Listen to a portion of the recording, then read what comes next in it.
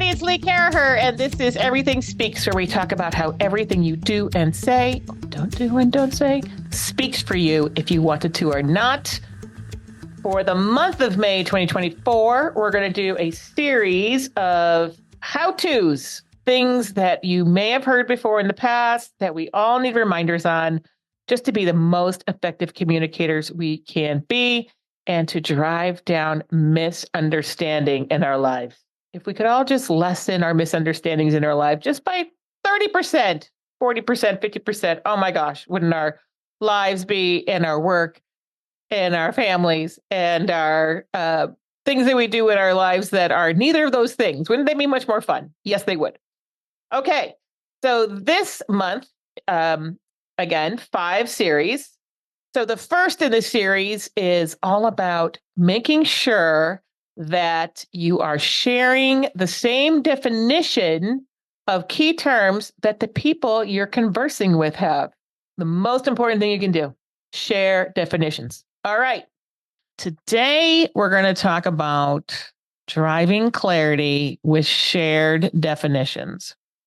And it seems like a dumb thing. It's like, of course, there's a definition. Everybody understands a definition.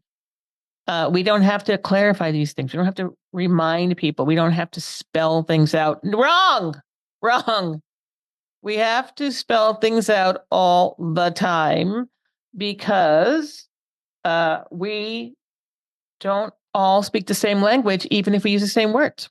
And it really came home to me a couple of weeks ago. I was doing this large group exercise on vision, mission, and values for a company that we've been working with for a long time. And they're a major inflection point. And it's always a good idea when you're at a major inflection point to make sure what you think you stand for is what you're going to stand for. What you think your vision is will be what your vision is. What you think your purpose is will be what your purpose is. And particularly over the last, since 2020, so much has changed. We are in such a different state of being in terms of where we all are as individuals, as companies, as organizations, and the reality that we sit in, that this is an excellent exercise to do right now for so many. So we were doing this, and we had set it up, maybe for a month, and there's research and there's all this stuff. And we get into this section, we get into the group, and there's 3 new people in the group who hadn't been in the previous meetings because they were pretty high up in the organization and they didn't have the time to do it. So we get started on vision and mission, and it's not going well. It wasn't going well at all. It's like, what is going on? Because the people who had been in the process up until that point were like on it. We were all jiving, but the 3 new people weren't with the people who had been involved. And I realized that we needed to reset because there were 3 people didn't have the background, didn't have the context. Well, they did, but they didn't read it or something. I don't know. Didn't have the contextual information that the whole group had decided on in terms of moving forward. And these 3 senior people had been through this kind of process maybe 5 or 6 years ago with somebody else, not us, and had a very different understanding of what a vision was and what a mission was and what values are and what should all those 3 things deliver. So I stopped the workshop, went back to the beginning so that we could agree on these things. And it was a spirited conversation. Spirited is a good word. Conversation. Because they just had different definitions for vision and mission. And if you're trying to create a brand house or a communication house of why you exist and what will happen in the world if you do your job, you need to have a shared understanding of those terms and what they do for you. So in the end, we wrote out our definitions, we agreed on the definitions, and we moved forward. And it was fast. As soon as we agreed on the definitions, it was an excellent workshop. We had a fantastic result, really happy with the work, really differentiating, very propelling, very compelling, and we're moving forward. But we were stuck. We were stuck because we didn't have the same definitions of these key terms. So driving clarity, which of course is our job in communication.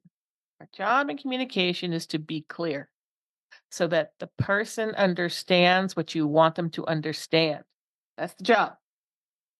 Walt Whitman, said, the best thing about communication is the impression that it happened, right? Because this is an age-old problem. This is not a new problem. This is an age-old problem of, I think I said something very clear that the person who I was trying to communicate with could not misunderstand, and that other person heard something entirely different from what I intended. Happens all the time.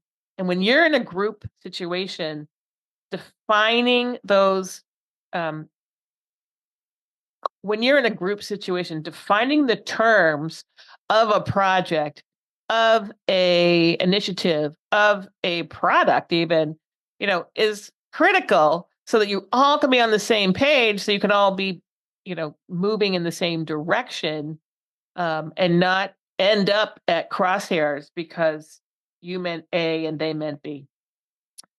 So this is also a reason that acronyms are so terrible because, you could look up any acronym and, ABC means one thing in one category and another thing in another category. And depending on your background, you may have multiple understandings of that category, just crazy talk. So always spell things out.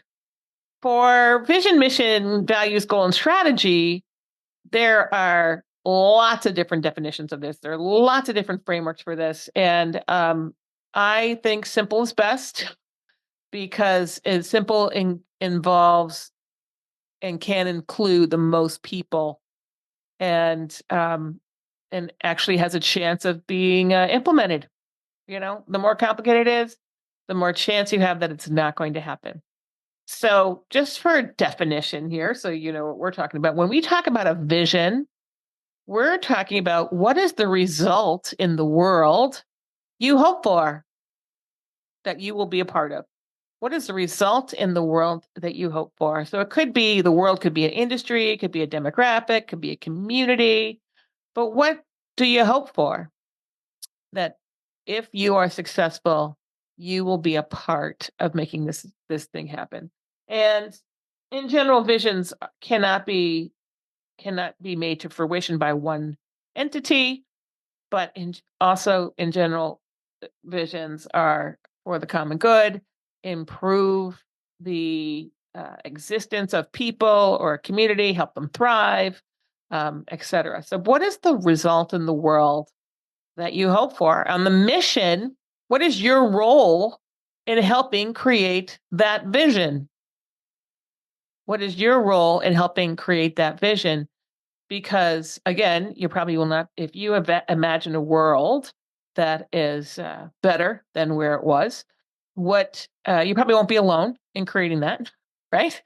But what is your role in that? What's your mission to do that? And then your values. The values are those things, those characteristics and behaviors that you will exhibit together and as an entity to help you live your mission, to help you achieve your goals.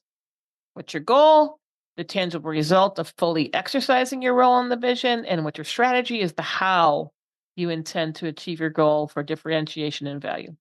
So those are our definitions of those things. So when we work with clients or ourselves, because we do this work for ourselves as well, we all make sure that we're all on the same page of what is what are those things and what do they do in the world? Because if you don't have them, you could be doing something totally different. For us, our vision, Double Forte, is that good companies achieving their business goals make the world a better place. That if good companies can achieve their goals, the world will be a better place. And our mission is to help good companies achieve their goals or business goals through communication. That's our mission. Help good companies achieve their goals through communications. Because if we do that, the world will be a better place because good companies achieving their business goals make the world a better place. So that's how we think about it. And when we think about what we do, we build good businesses through communication. So the vision is a world is a better place through business, through good companies achieving their goals. Not nefarious companies achieving their goals, but good companies achieving their goals.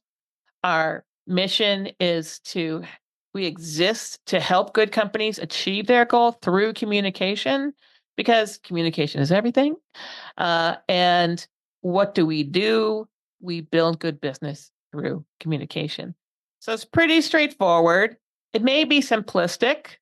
And then you get into the whole, how do we do that? How do we differentiate? How do we build value? I mean, that's a whole other conversation.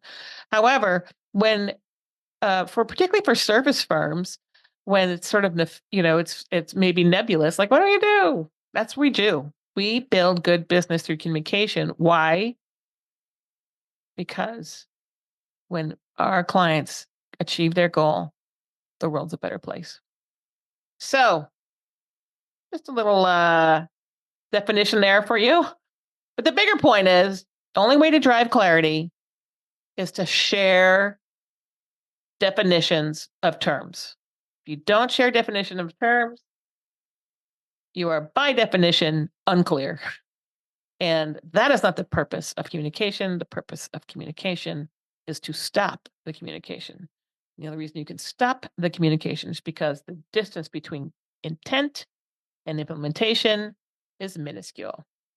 All right, go and define your terms and share those terms. And if you find yourself in a meeting, you feel like you're at crosshairs, stop, reset, make sure everyone's on the same page, and then go forward. And I bet that it'll be much faster for you. All right, I'm Lee Caraher, and that's Everything Speaks. Until next time.